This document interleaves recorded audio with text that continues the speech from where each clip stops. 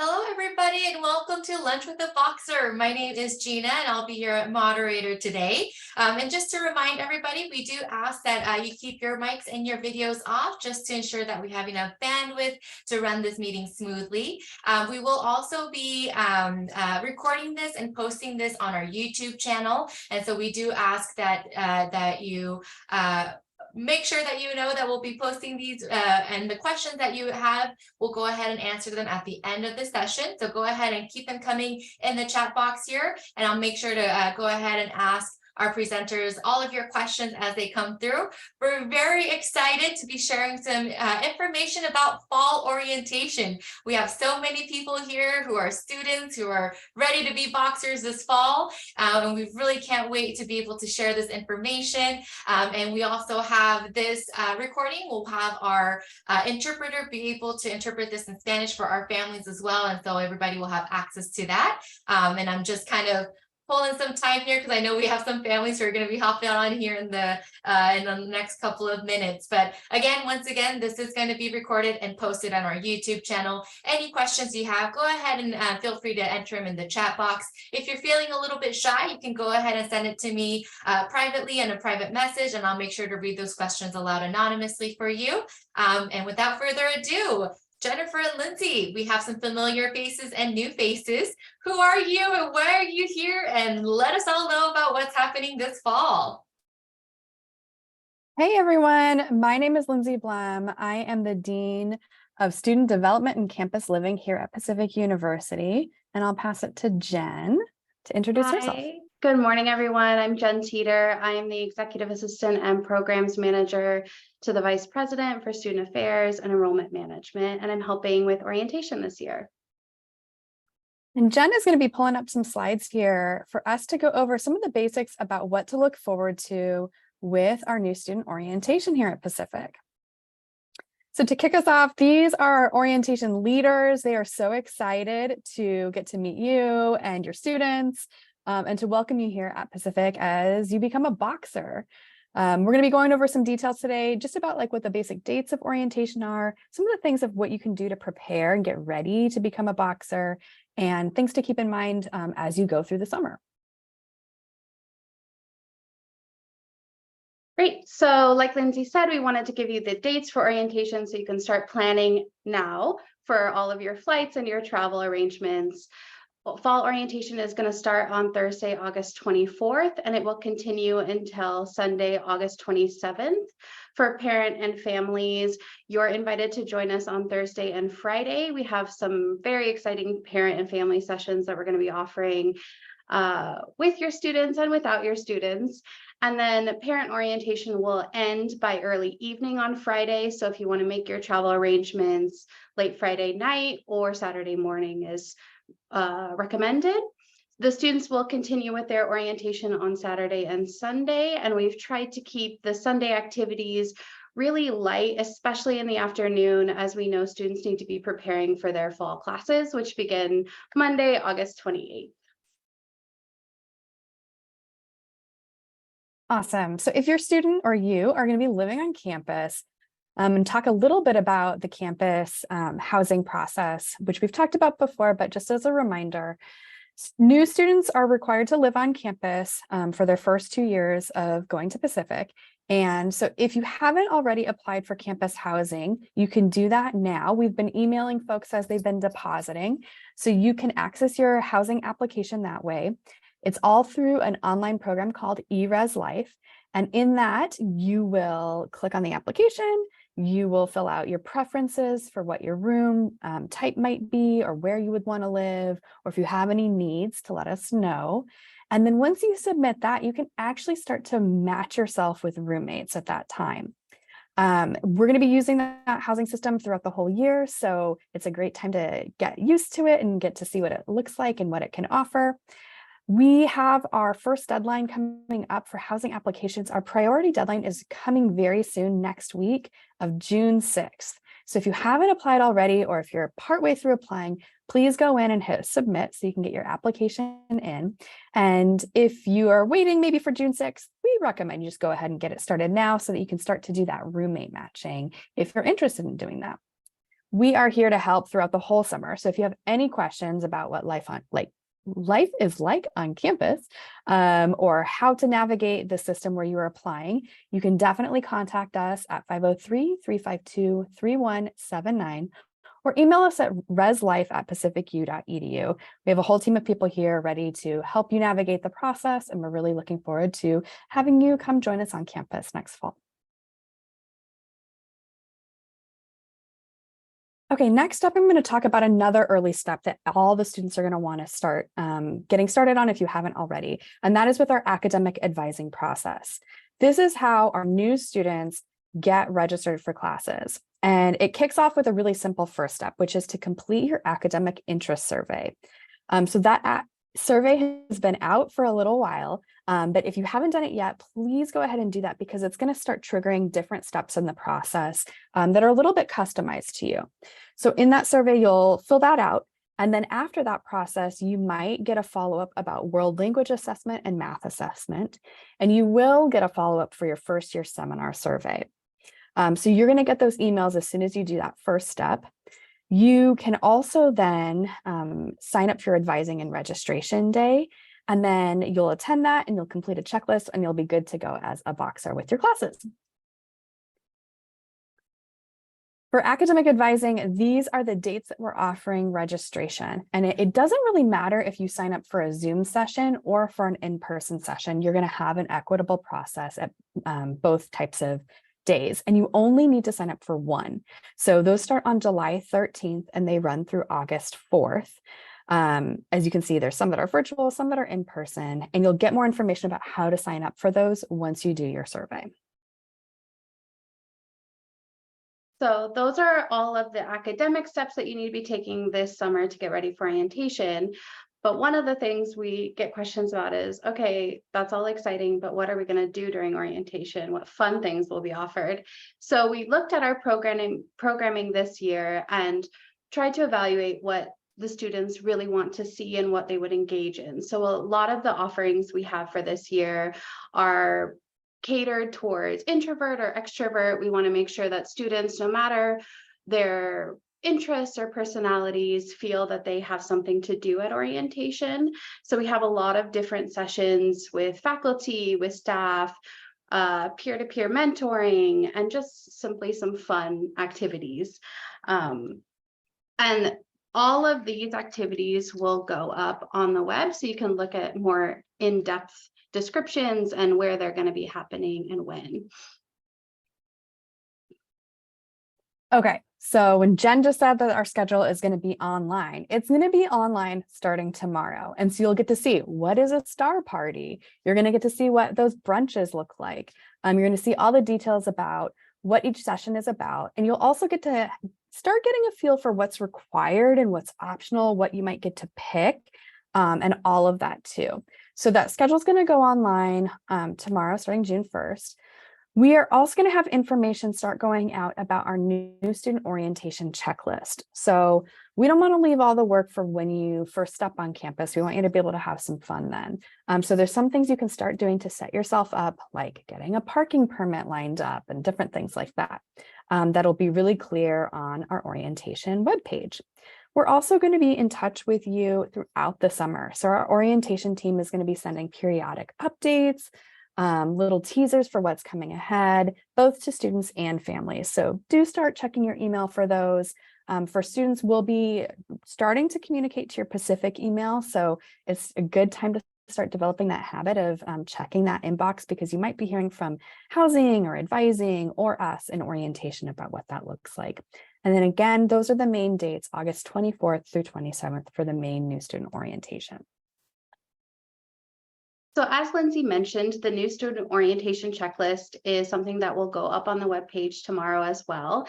And in that, it'll list out the different steps that you need to take before you get to campus to make it an easier transition and to ensure that you're not standing in all the different lines for these tasks that need to be completed to be a student here. There are 16 different steps. A lot of them are the academic advising steps that we previously went over. Some include taking your photo for your Pacific ID. And I would like to point out that if you take your photo in advance, you have a less of a chance of having a DMV-like photo. You can choose what you look like, which is exciting. It also includes ordering your textbooks or registering your vehicle if you plan on parking on campus. And we want to make sure that those are done early so that we can get all of the kinks worked out before you arrive on campus. Yeah, I think those are all the steps. All of those will be listed out on the webpage, like we said. Mhm. And just like I mentioned with campus living, we are here this whole summer to help you. So if you have any questions coming up about new student orientation and what that process looks like, please don't hesitate to contact us at orientation@pacificu.edu. You can call us and also follow us on Instagram. We have a lot of fun posts coming up highlighting different cool things about the university and about orientation.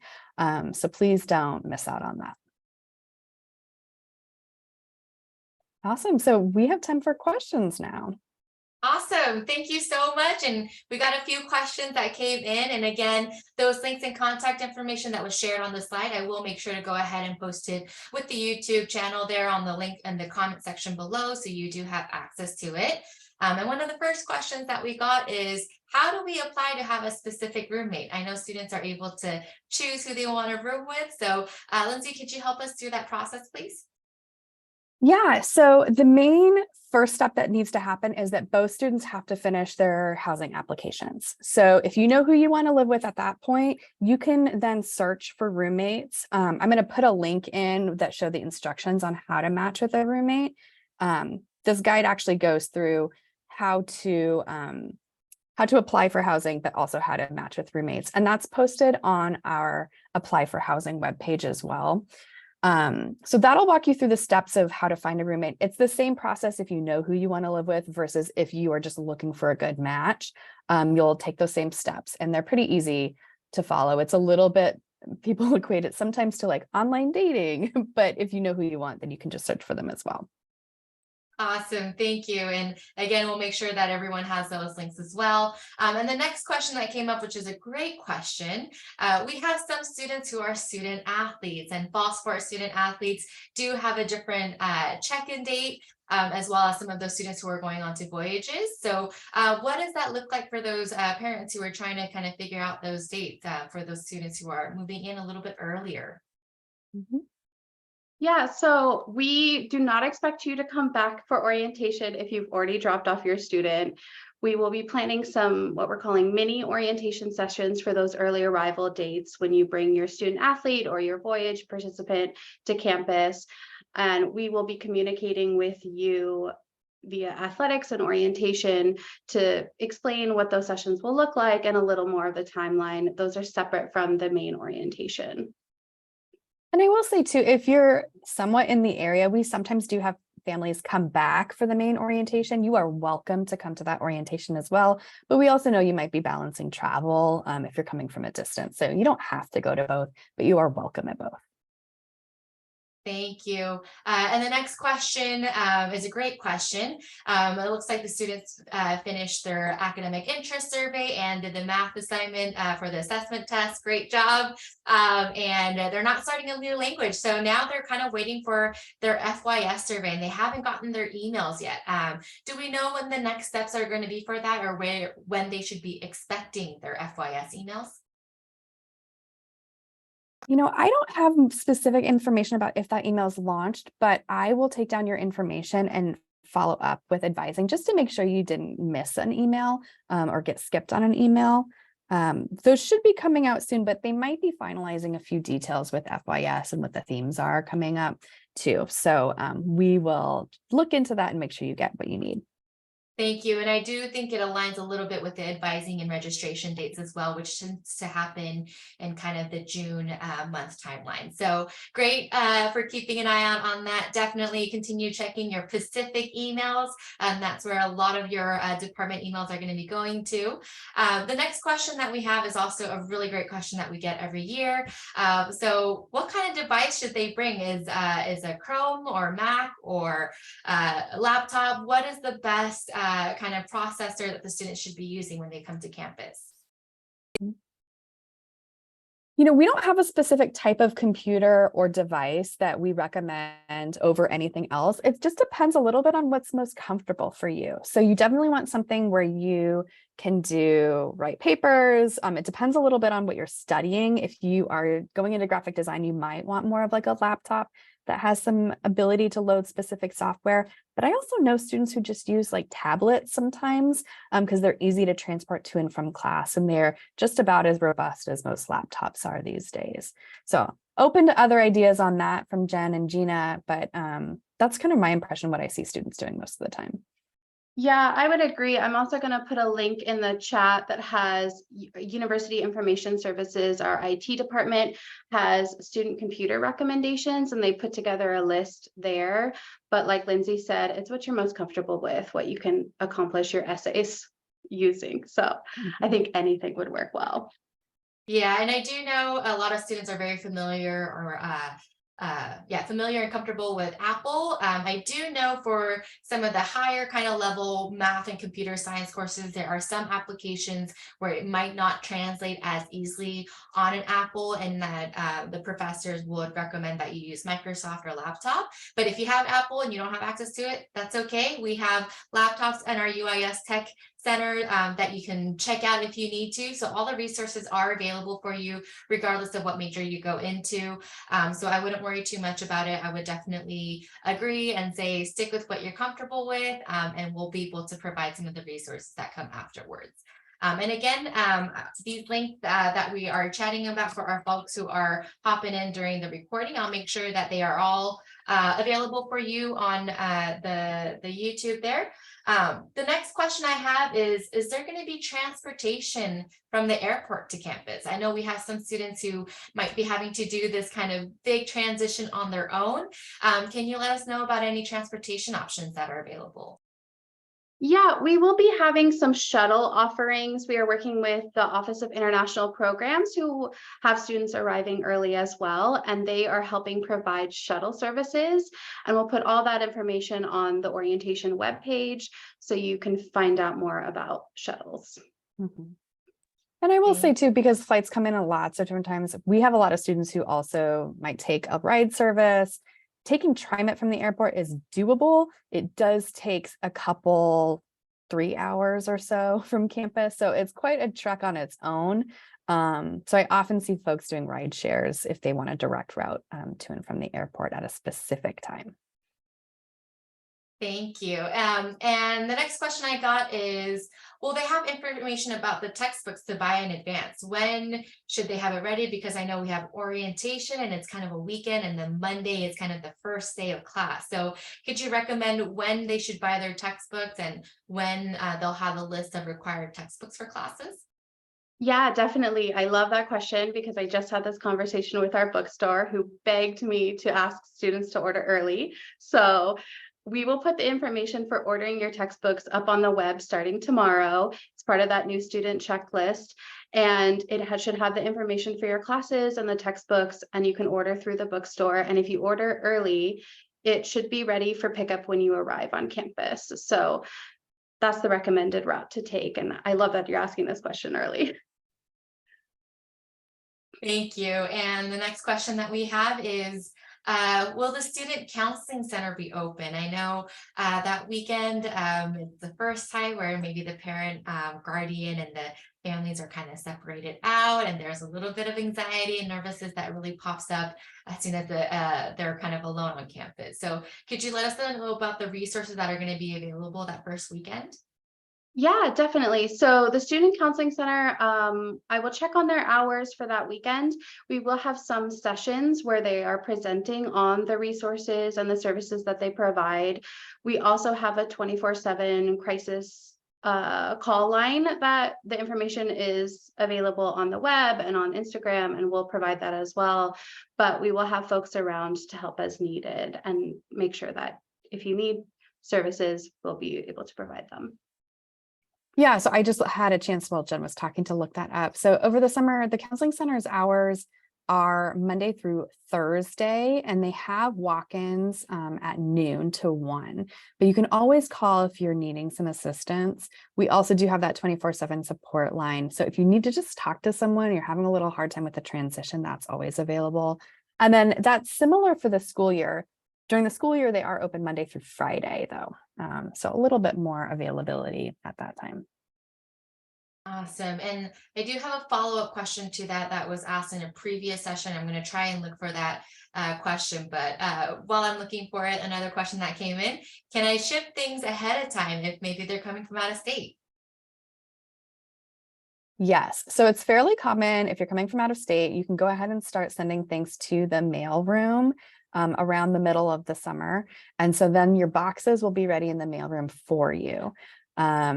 If you don't know your mailbox number yet, that's okay. You can always call the mailroom, but you can also just put your name on the box and they'll start holding the boxes for you. Yeah, definitely. It helps if you write new student and then your name on there, and they'll know that maybe you don't know your mailbox number yet, but once you're on campus, you'll be able to go to the mailroom and pick it up, and you'll have help moving in. So that question that kind of reverts back to that the homesickness and the support. This is a question that came in a previous session that I think would be a great relevant question. Our daughter has had a history of panic attacks in school. Her school had flagged her situation to all of her teachers and other involved staff members to be aware. Their aid run from collecting herself. Their aid was, helping her take a short break if she needs to, speaking to counselors, getting in contact with the right people. The specific has something similar in that sense for students who might have maybe a history or a pattern of panic attacks or some additional aid. Yeah, I would encourage any student who has a disability who might need some extra support or some accommodations to go ahead and get registered with our Office of Accessibility and Accommodation Services. So that's the first way to kind of officially let the university know, hey, the student's dealing with some extra things, or they might need some extra help, or some maybe changes to their classroom or living environment in order to give them an accessible and equitable experience here at the university. And then when you meet with them, so you get registered and then you kind of engage in this process with the staff there to hear about what's possible or what does your student need, or they get to articulate what they need and want.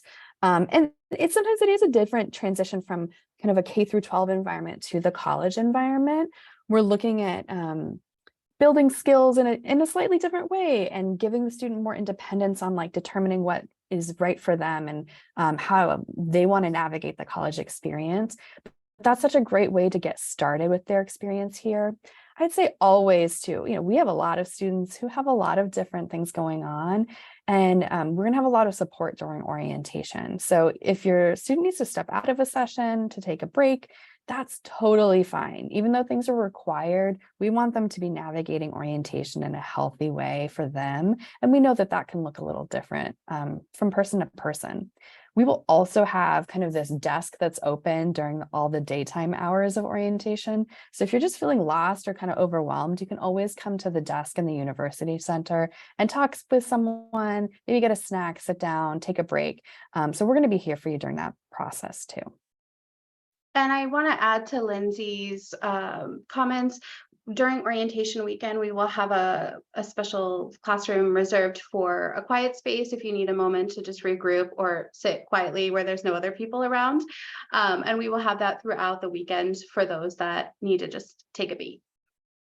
Thank you. Jennifer and I laugh at that because we are both very loud and proud introverts that definitely understand we need some of that alone time there. So thank you. And I also recommend, if you missed our session with the Office of Accessibilities and Accommodation, the director, Kim Garrett, was on there and kind of explained the whole situation and what needs to happen. So I'll make sure to link that video again, because it is a great resource to kind of go directly to the resource and find out what needs to be done.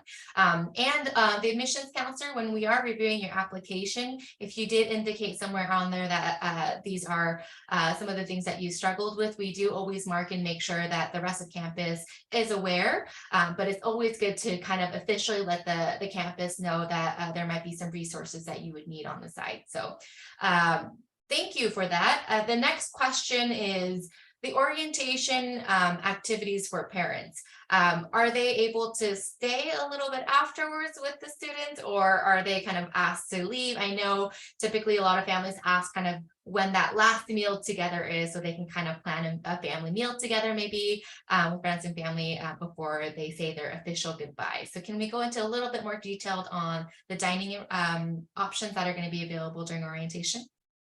Yeah, so happy to chat about the dining options. I would say we recommend that the parents and families leave by Friday night so that the student can adjust to their kind of their new norm as a college student. And our farewell to families will be sign, shake, and ring, which is a nice transition there. And then students will go off to dinner with the other students.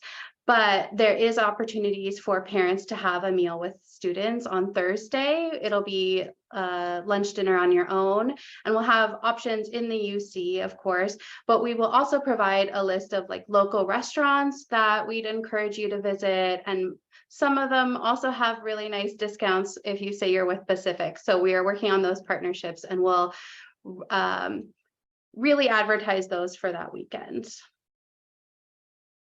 Perfect, thank you. And again, the dates and schedule information, all of that is going to be posted tomorrow on the website. The link is included in the link below. And I think this might be one of the last questions that are popping up, and it does happen. Some of the students, as they transition into their adulthood, will legally change their name or going through some legal processes from having a different name or gender from when they applied to Pacific to when they are coming to Pacific. So if there is a change in address or a change in name, how do they let the university know, and who do they need to reach out to get that information updated? Yeah, great question. So that is another one of the new student checklist steps, is your chosen or preferred name, and you would change that with the registrar's office, and we provide the link for that as well. The emergency contact information and like change of address form is part of self-service, and so we also include that in the checklist. But if you have any questions on that process, feel free to reach out to us at the orientation email or phone number. Awesome, thank you so much. So I think those are all the questions we have in the chat here, but I'm gonna throw a couple curveballs. If you have any advice for parents and guardians, or advice for students on how to prepare for orientation and what to expect, would you be able to let us know some of your tidbits from all of your experiences here? Yeah, I would say the first thing that comes to mind is if you're living on campus, I'd say it's going to feel counterintuitive, but I would say pack lightly. So you don't need like all the things that all the stores are advertising at you all the time, because you can potentially get those later. There's going to be shuttle opportunities to get, things that maybe you realize you need later. But sometimes I see people bring kind of everything they might ever need and then feel like, oh, it doesn't actually fit well in my space, or my roommate already brought that. So sometimes I suggest settling in a little bit lighter and then getting other things that you need or sending those in later. So that's one of my settling in tips if you're living on campus. For me, I would say keep the information that is given to you throughout the summer and orientation somewhere where you can find it later, because it's going to be a lot and very overwhelming in the moment, but later you can come back and kind of process through it. And I find that's really helpful for a lot of students. Thank you so much. And I know the checklist and all this information can seem overwhelming, but when you are here, there's going to be so many different people, staff and faculty are going to be help directing families all around campus, so you won't be too lost.